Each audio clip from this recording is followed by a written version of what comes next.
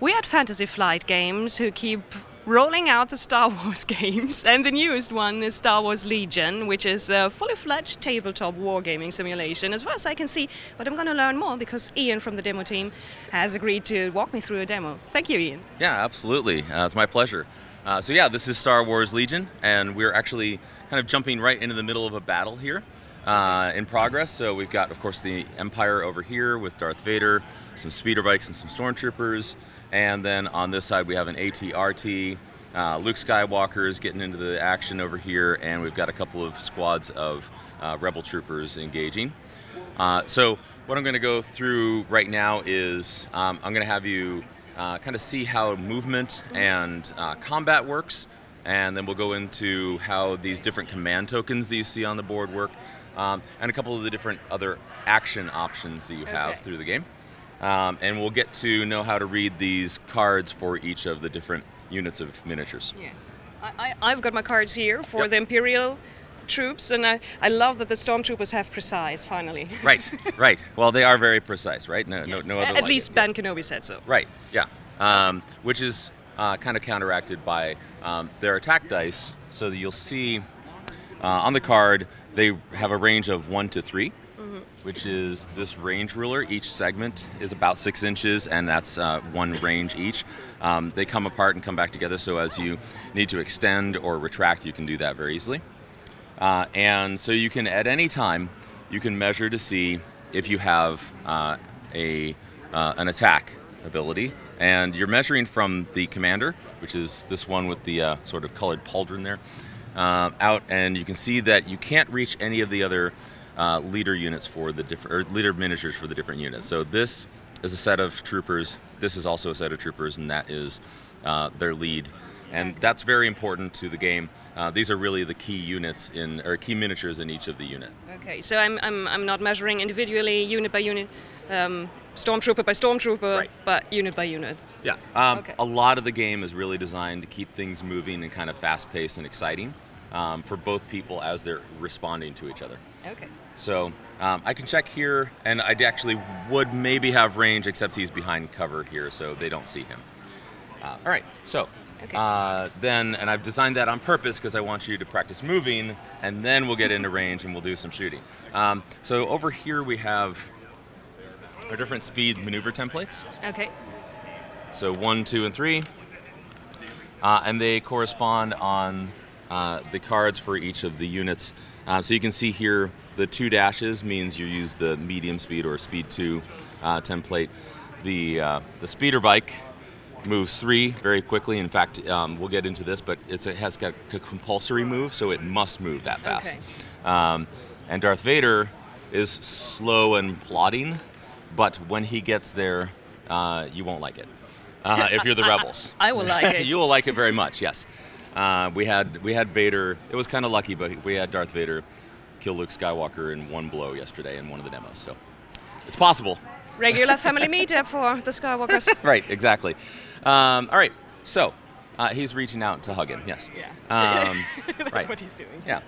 Okay. Yeah. So in order to move this set of stormtroopers, so this is the commander for these 4, we take the maneuver template.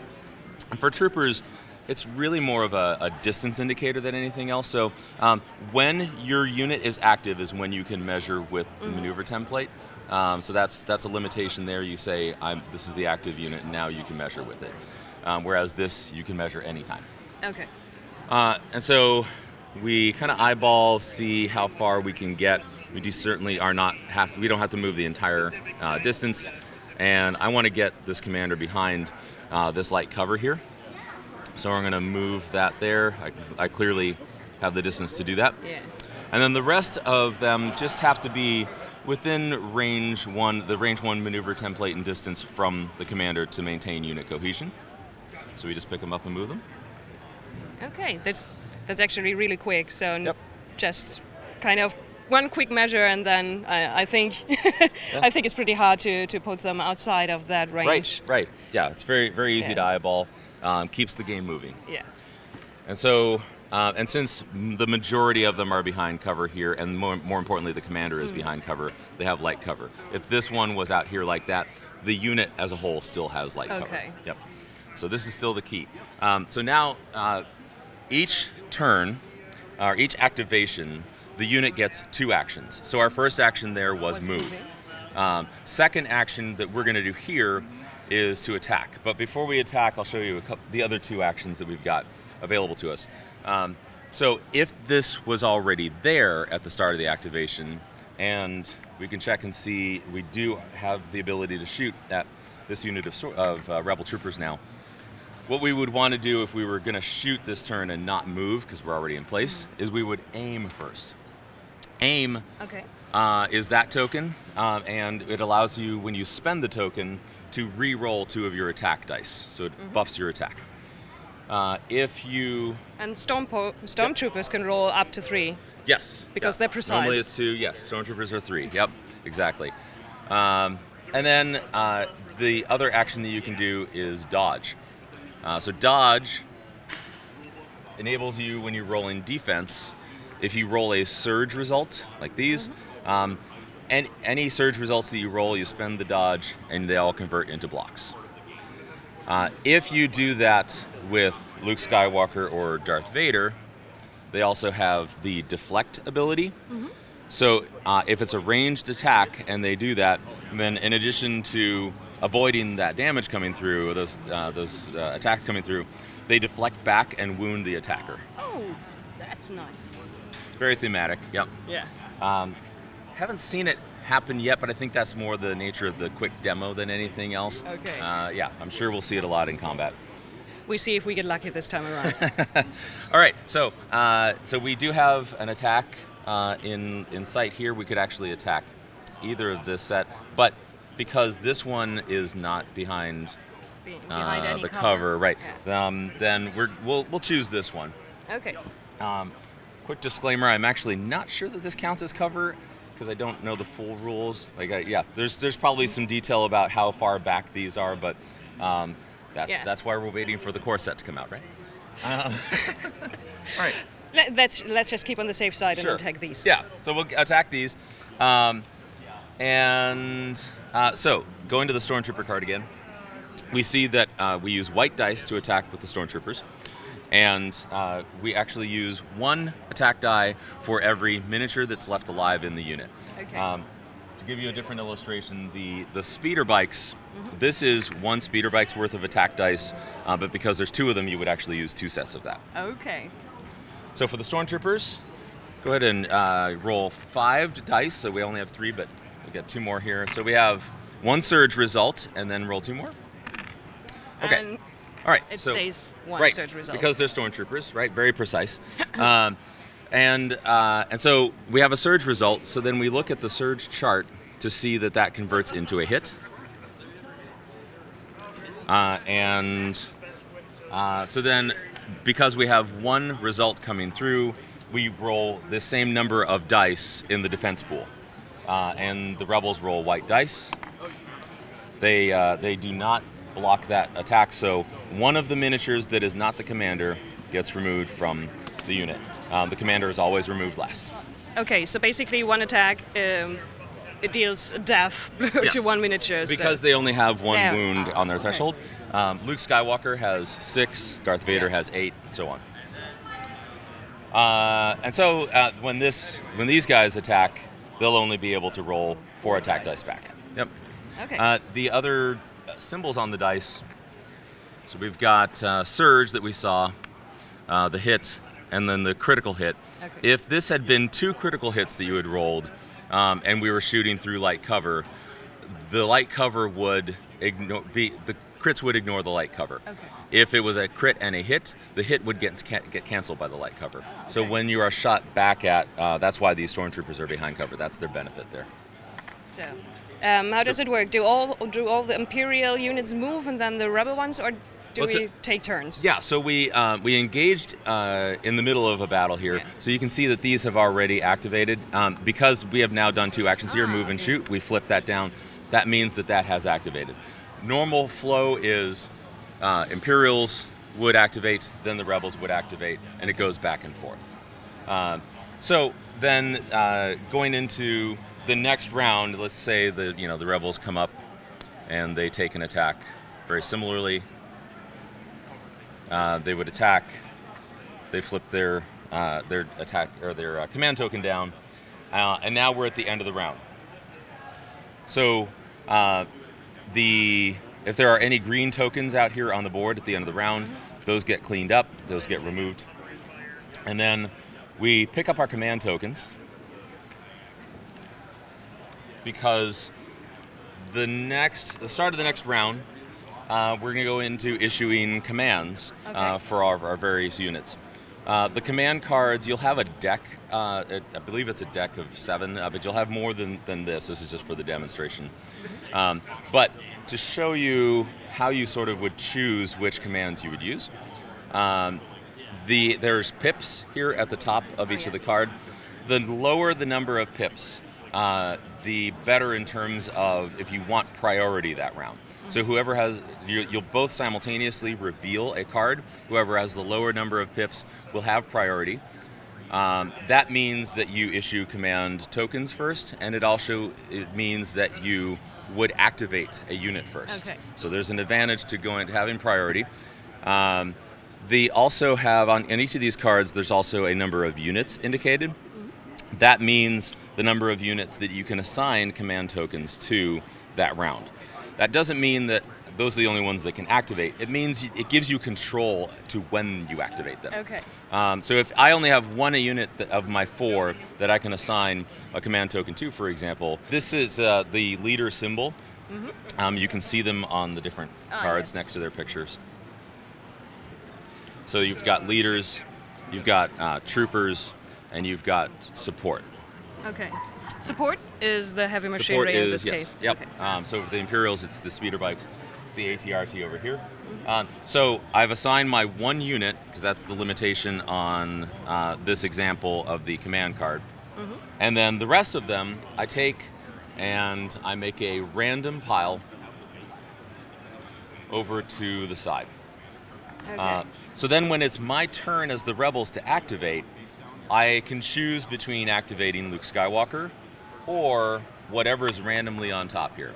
Okay. So it gives me a little bit of mystery. And so better commanders or better command cards are going to enable you to command more units so you have more control over who activates when. The trade-off is usually either in the number of pips that you have, so you might activate second, or some of the other command cards are specific to Darth Vader, Luke Skywalker, the different commanders, and they have special abilities. Okay. So you might be giving some of that up in a trade-off for priority. Okay. So I've got 1 card that says 3 units and 1 card that says 1 unit. Yep. And with this one, I definitely go first because it has 1 pip. Exactly. Yep. And you've got 2. So. And then in the demo, you would. Because we're representing about half of a normal game here, this is around 350 points per side. The normal game, I believe, is 800 points each on each side, and you would normally be using a 3x6 area for playing in. And so the command tokens, if you play the 3 units, for example, you're basically going to have full control because you would assign 3 commands and only have 1 face down, sort of random, so you'll have full control over when to activate what. That will not normally be the case in a full game. There'll be many more units. Okay. Yep. So, I think I'm going to go with the ambush card that gives me 1 unit. Okay. I'm going with the speeder bikes. Great. And the rest just go shuffled straight down. Yep. Okay. Okay. And then so the rebels have push. So I will not have priority. You will have priority.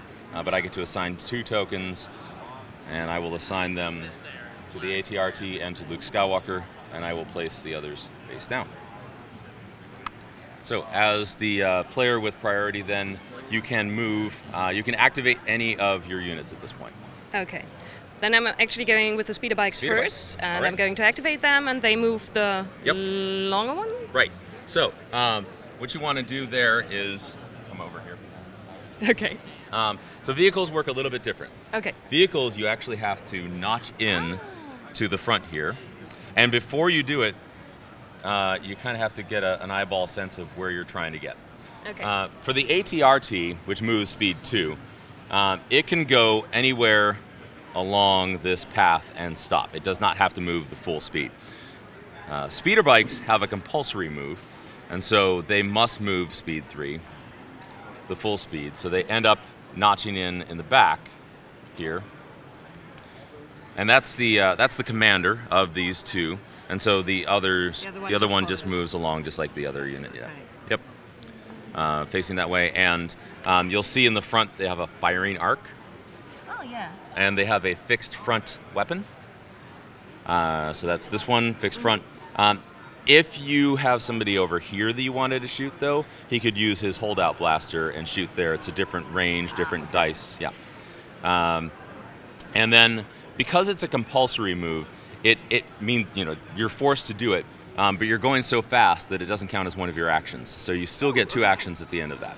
So you could move again. Move is the only action that you can do twice in a turn, but the other ones are, of course, action or attack, aim, and dodge. So now that we've moved, what would you like to do next? 2 actions. I think I go for aim. Right. So this is this one, and the last action would be attack, and using the aim for rerolls if I need them. Right. Okay. So we can check range with the range ruler. It's over there on the side. Yep. Oh, and you could also use it to see whether they're in the fight in that cone. Yep. Where they exactly. Can shoot. Okay. So these are definitely in reach. I'm going to take these one. Okay. Okay. So and now we need 2 sets of. Yep. 2 sets of the different colored dice. So okay. There you go. There's a handy tray to roll in. Okay, so we've got 2 hits. Yep.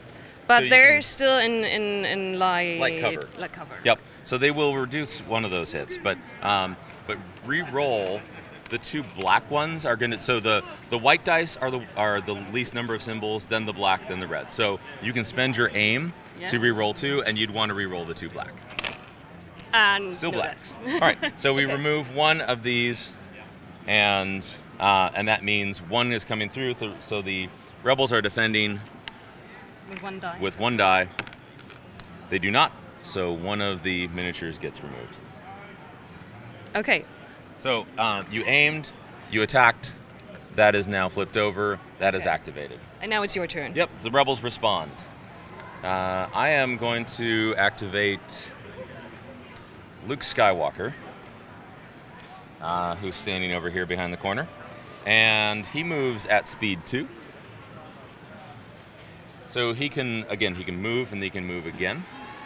So we're going to go this speed. And then we are going to move again. We're going to come in contact with Darth Vader. Luke Skywalker has an ability on his card that says charge. I believe on Darth Vader it says relentless. Very similar abilities. After you perform a move action, you perform a free melee attack action. So Luke's going to get in there and take a swipe at Darth Vader. Okay. He does not have any modifications. Right. Yep. He rolls black dice, and he rolls 6 of them with his lightsaber. That's kind of hard. So Darth Vader's got 8 health. He'll be fine. So surge and hit. So on Luke, the surge has turned into critical hits. And then, so I've got a hit and a crit, and 3 more hits. So 4 hits and a crit. So Darth Vader responds with the red dice, which are the better defense dice. Okay. And you'll roll 5 because I have 5 hits coming through. So 1 dodge. 1 dodge and... So 1 block, and the surge on Darth Vader, he does not have any surge abilities. So 1 block, so Darth Vader takes 4 damage. So we put wound markers out next to Darth Vader. How could you? Who would you like to activate? It's up to luck now. It's up to luck now, yep. Okay, right, I get one stormtrooper. Yep. Stormtrooper. Okay, and I'll activate these guys. Okay. And I'll have them aim and then shoot at Luke. So, because these 2 are engaged in combat, it's going to be harder. Shoot into it. Okay. They don't want to hit Darth Vader. So you can shoot right through them at these guys, though. Okay. Yep. Then they're going to ignore what's going on here. Right. And shoot at them. Yep. Yes. And you roll white dice. And so that would be, your first action would probably be to aim if you're just going to stand there and shoot. So aim and then fire. And I'll move these dice out of your way. Okay. And that's so one so far. Hit. 2 more. Nothing, and but I can reroll 3. Yep. Yeah. So that's one more. One more hit and one last reroll. Aha. Okay. Okay. So two criticals, 2 criticals, 1 hit. The hit gets canceled by the. You were shooting at this one or this one? This one, okay. and they're in cover, so. So that gets removed. So 2 hits. So I'm defending with 2 dice. They do not defend. So these dice only have 2 symbols. Okay. These do have the ability naturally to turn a surge into a block, but not when they roll blanks. So 2 more miniatures get removed. But still, that looks like pretty deadly combat for the smaller units. Yes. Yep. Yep. So the stormtroopers are better on defense a bit. They have the red die, which has more symbols on it, but that's balanced by they don't have a surge that turns it into a block. So you can take a dodge, of course, to improve your odds there. So we spent this, and so yep. So I'm going to activate 1 more, and let's activate this guy. Yep, thank you. Yep. So we're going to activate the ATRT. Its move is 2, but before I move, I'm going to check range, and I'm going to extend because it has a laser cannon attached to it that is range 4. 2 to 4, so it can't shoot at something that's right in front of it. Right. Okay. I don't have the right pieces here, but we'll simulate. And I can't. Well, I can shoot Vader, except I can't because he's engaged. I could shoot at the speeder bikes. They are. I'm not sure if they're in cover because they're vehicles, but let's go ahead and say they're in cover. Okay. All right, so he'll shoot at the speeder bikes. So we're going to do, he has 1 red and 2 black, and before he does that, he will aim. So he rolls hit, surge, and the surge on that vehicle converts them into crits. Okay. So we have 2 crits and a hit on the speeder bikes. Okay. Speeder bikes have cover 1 as an ability, which means they're moving so fast, essentially it's the same as light cover or adding 1 layer of cover. So they automatically remove that hit. So 2 are coming through. The masses are coming in a few seconds. They're about to surge on us. Okay. So 2 defense dice. 2 damage. 2 damage. They've got 3 Right, so they're fine. wounds. The damage always goes to the one that is not the leader of the unit. Okay. So if it had been 3, that miniature would have been removed, and you would only roll 1 set of dice on your next attack. Okay. And that's pretty much the demonstration. Yeah. We would just do a couple of activations and get the feel for it. Any questions? Right now, no. Hopefully, we're going to talk to one of the designers later on. And right now, I'm just impressed how quickly, at least I think I got the rules. Yeah. So. Yeah, I think it's a really quick pickup. Of course, there's a lot of complexity, and that's kind of the hallmark, I think, of a lot of FFG's games, X-Wing, and so on. So, ease of getting into it, but depth of the ability to really mix things up. Of course, there's a lot of upgrade cards, for example, that you could add to each of the vehicles. Okay. Darth Vader and Luke have, different abilities. They have, I've lost Luke. Here it is. So they have the ability to take force powers. Vader can do saber throws and force chokes and force throws and anything thematically that you can think of that you'd want Darth Vader to do is probably an upgrade in this game. Okay, and it's all balanced with a point cost, so if I have additions for my character, I have to pay more points. Yep. Okay. Each upgrade is, so like this one is 35 for the laser cannon, 55 for the ATRT, Luke is 160, Vader is 200, because he's Vader. And we're done right on time as the masses come surging in. So thank you very much, Ian. Thanks. It was lovely. Yep. We're with Alex, who's the designer behind Star Wars Legion, and after having played the demo, I've got a lot of questions. So, lay it on me. First of all, how do you go about balancing this? Because, of course, the troops that are shown in the movies and the series, there's no idea of balance behind them. So, how do you bring in new units or things like that? Well, so the nice thing about any game that has a points system is that you can reflect the relative utility of each unit simply by costing it appropriately. For example, Darth Vader is an incredibly powerful figure, but he just costs a ton of points. Vader costs 200 points baseline, whereas a Stormtrooper costs 11. So you can see that he's almost 20 times as expensive as a standard Stormtrooper, and I think that that is reflected in what we see in the films and sort of the power level of a Sith Lord. The challenge, of course, is to try to make sure that an expensive character like that is valuable and strong, but not too dominant. You don't want any one figure or any one strategy to take over. So, as usual, it's just a lot of play testing, a lot of tinkering with values and keywords and abilities, and it never stops. You know, we have a good playtest crew, and we run a lot of games, and hopefully in the end it comes out pretty close to a balanced, playable wargame. Okay. I noticed that with rules, you're not going the way many of the tabletop wargaming things are going, where you roll for every character and you move every character on your own. Was there an idea that you had set in stone from the beginning, or is that something that you managed to go that way along the way? No, that's a great question. I think you're right. Legion does try to streamline and simplify a lot of things that you see in traditional wargaming, and that was definitely a design goal from the start. I think that a lot of times that kind of very careful, precise, laborious moving of each and every figure, it doesn't really add a lot to the strategy and the tactics of the game, but it does take a lot of time, and it does sort of detract from the approachability and the simplicity of the game. So we went through a few different ideas of how to accomplish that, but the system that we landed on, I think, it's easy and it's fast, but by allowing the non-squad leader miniatures to be positioned as you might want, it retains that tactical flexibility. You're measuring range from the leader, so you're not getting any sort of range advantage by jumping his troops in front of him. You're sort of trying to simulate them taking the best defensive position, which a soldier in a war would naturally do. So I think what you end up with is just an easier, faster system, and having seen it play out over the weekend, I'm really happy with the results, and most people seem to be pretty happy with that movement system idea.